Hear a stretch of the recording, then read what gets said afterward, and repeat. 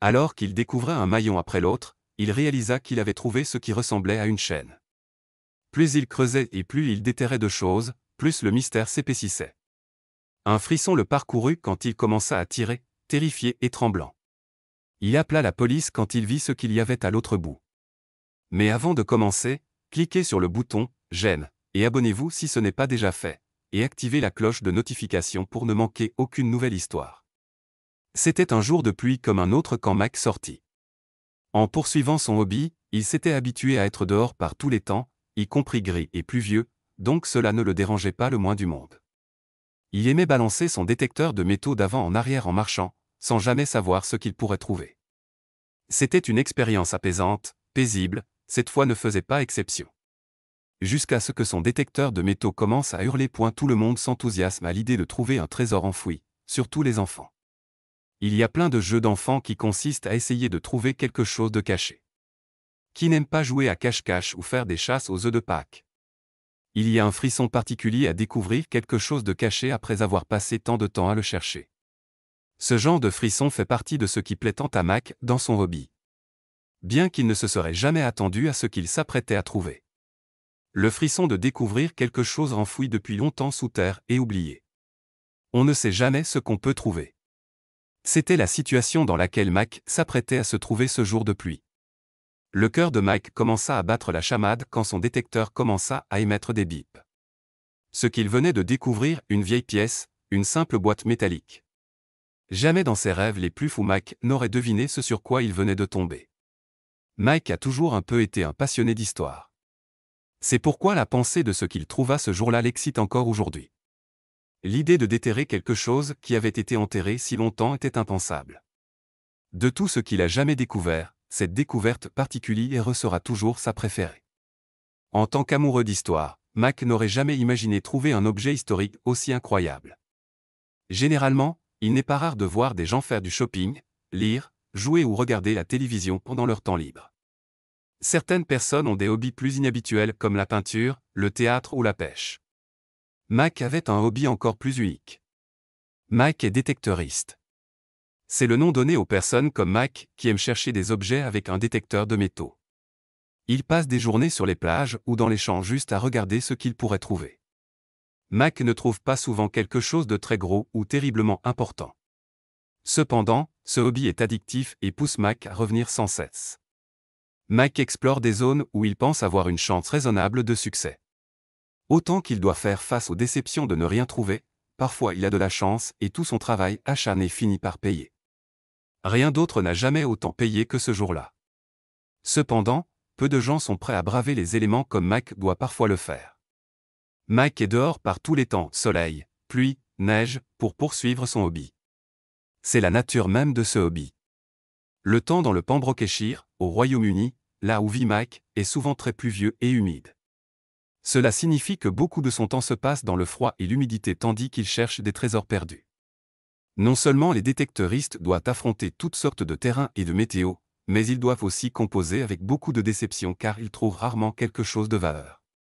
Souvent ils ne découvrent que des déchets ou des objets sans intérêt. Mac n'avait pas eu beaucoup de chance dans le coin. Les vieux pennies qu'il déterre souvent naturellement n'avaient pas grande valeur.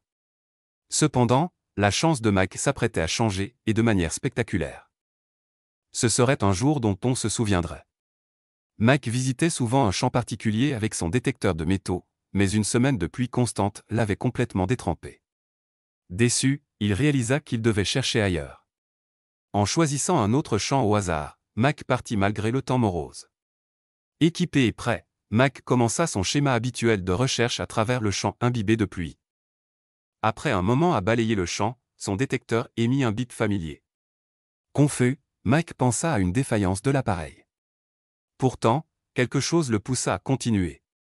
Poussé par la curiosité, Mac décida de creuser ce qui pouvait être enterré là. Passant à une truelle, Mac déterra un morceau de métal rond et rouillé. Intrigué, il enleva plus de terre pour révéler ce qu'était réellement l'objet. À main nue, il tenta de le dégager, mais il ne bougea pas.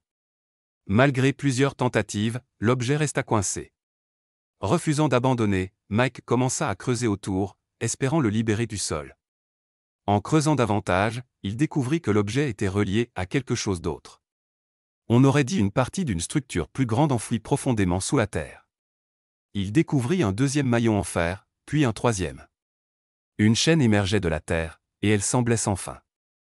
La réalisation le frappa, c'était une chaîne, longue et mystérieuse, enterrée dans ce champ aléatoire. À quoi était-elle attachée? Mike était déterminé à le découvrir. Alors que la nuit commençait à tomber, la visibilité diminua. À contre-cœur, il sut qu'il devait abandonner les fouilles jusqu'au matin. Il ne dormit quasiment pas cette nuit-là, et ne raconta ce qu'il avait vu qu'à ses amis les plus proches. Mike imagina plusieurs théories sur ce à quoi il pourrait trouver attachée cette vieille chaîne rouillée. Cette nuit-là, ses rêves furent remplis de toutes les possibilités folles et effrayantes de cette découverte. Il dormit d'un sommeil agité, en partie impatient de retourner là-bas et résoudre le mystère. Pourrait-il y avoir quelque chose de terrible en dessous? Mike commençait à craindre qu'il ne soit pas en train de découvrir quelque chose d'unique et merveilleux, mais plutôt quelque chose que quelqu'un ne voulait pas voir découvert. Il y avait beaucoup d'explications possibles pour ce qu'il avait trouvé, et toutes ne semblaient pas bonnes. L'idée qu'il pourrait troubler quelque chose qui n'était pas destiné à être déterré commençait à peser sur lui. Mike se souvenait avoir lu des récits de sites funéraires anciens cachés sous le Pembrokeshire. L'idée le dérangeait, et il espérait que ce n'était pas l'un d'eux. Pourtant, il ne pouvait chasser sa montée d'anxiété. Il pensa aux légendes liées au Pembrokeshire, des contes du Mabinogion remplis d'êtres magiques et d'événements étranges. À la première lueur du jour, Mac retourna dans le champ. Il n'avait aucune idée que ces fouilles allaient bientôt attirer l'attention des autorités. Mais au fur et à mesure qu'il déterrait davantage de l'étrange objet, la journée prit une tournure inattendue. Mac reprit ses fouilles avec une attention renouvelée, mais un sentiment de malaise persistait. Puis sa truelle heurta une surface lisse. En enlevant la terre, il mit au jour quelque chose de brun et solide. Un frisson le traversa. Il reconnut ce que cela pourrait être et sut immédiatement qu'il devait appeler quelqu'un. Il ne pouvait plus gérer cela seul.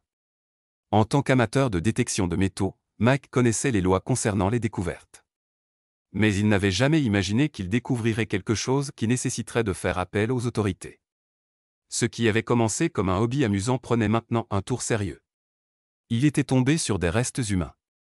Les implications étaient stupéfiantes, et il se sentit soudainement dépassé. Il contacta d'abord le Musée national du pays de Galles. À son incrédulité, ils rirent. Mac avait attendu beaucoup de réactions, mais pas celle-ci. Ils ne crurent pas un mot de ce qu'il racontait. Mike dut les convaincre qu'il disait la vérité. Il laissa entendre qu'il avait des raisons de croire qu'il y avait des restes humains là-bas. Dès qu'il le dit, leur attitude changea en un instant. La nouvelle qu'il y avait des restes transforma son histoire de quelque chose d'amusant en quelque chose de sinistre et sérieux qu'il fallait enquêter d'une manière ou d'une autre. Mais que découvrirait-il lorsqu'il le ferait? Mike attendit anxieusement l'arrivée des autorités. Bien qu'encore sceptiques, elles furent aussi préoccupées. Les implications de ce que Mike prétendait avoir trouvé ne pouvaient être ignorées. Il les conduisit sur le site, et l'expression sur leur visage en disait long. Ils comprirent enfin la gravité de ce qu'il avait mis au jour. Ce juin, l'excavation commença officiellement. Bientôt, les archéologues mirent au jour 2 roues de chat en fer rouillé, ce qui confirma que la découverte n'était pas seulement légitime, mais historiquement significative. C'était un site funéraire celtique de chars. Mac avait découvert un char entier enterré depuis des siècles. Bien que de tels sépulcres ne soient pas inconnus dans l'Europe ancienne, en trouver un intact était rare. Ma première trouvaille fut une pièce de jonction de harnais chalin celtique, déclara Mac au journaliste. Ses amis doutaient qu'il puisse faire mieux, jusqu'à ce qu'il revienne le lendemain et trouve encore plus. En creusant à seulement 20 cm de profondeur, Mac découvrit des artefacts supplémentaires. Une broche, des ferrures de brides en bronze, et des manches d'outils. Beaucoup étaient corrodés, verts, mais l'émail rouge sur les pièces en bronze brillait encore. Il manipula chaque objet avec un soin extrême, conscient de leur valeur potentielle et de leur importance historique. C'est sans précédent, dit Mac. Sous le char, il y a encore une grande anomalie métallique. D'après des découvertes similaires, cela pourrait être des armes ou même des trésors. Sa découverte laissait entrevoir quelque chose de beaucoup plus grand. Bien que des chars funéraires aient été découverts à travers l'Europe, c'était le premier jamais mis au jour au Royaume-Uni. Mac n'aurait jamais imaginé faire partie de quelque chose d'aussi extraordinaire. Je n'arrive toujours pas à y croire, dit-il. J'ai lu d'autres découvertes, les ai vues à la télévision. J'ai toujours espéré que cela m'arriverait. C'est encore irréel. Y attribua l'instinct comme cause de la découverte. J'avais lu sur les sépultures de chars et je souhaitais juste que cela puisse être moi. Maintenant c'est fait. C'est un privilège. Après la découverte, le site fut mis sous protection légale pour prévenir tout pillage. En vertu des lois locales, Mike était obligé de déclarer et de remettre tout ce qu'il avait trouvé, y compris les objets découverts avant que l'excavation officielle ne commence. Mike se conforma entièrement au règlement, remettant tous les objets. Ils furent vendus au musée, et il fut justement indemnisé. Il partagea aussi le profit avec le propriétaire du terrain comme requis. Le musée national du pays de Galles manifesta rapidement son intérêt pour acquérir les artefacts. La découverte était devenue un trésor national très recherché.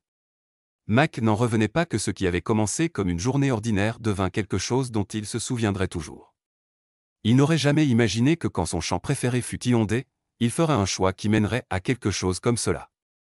Un porte-parole du musée décrivit le site comme une importante découverte de l'âge du fer pouvant conduire à un projet de recherche beaucoup plus large. Une excavation complète et une analyse nous aideront à comprendre l'importance du site, qui bénéficie maintenant d'une protection légale totale. Ils ajoutèrent que l'excavation était conduite conjointement avec le Diffed Archaeological Trust et financée en partie par KO. Il s'agit maintenant d'un cas de trésor en cours. Nous travaillons avec des partenaires pour enquêter pleinement sur le site et développer une initiative muséale plus large. Mike, de Milford Haven, comprenait combien sa trouvaille était rare. Il est rare de trouver un tel objet en si bon état. Rare de le trouver tout court, dit-il. Plus il découvrait, plus c'était fascinant. L'affaire du trésor reste ouverte avec des communiqués de presse publiés conjointement par les autorités.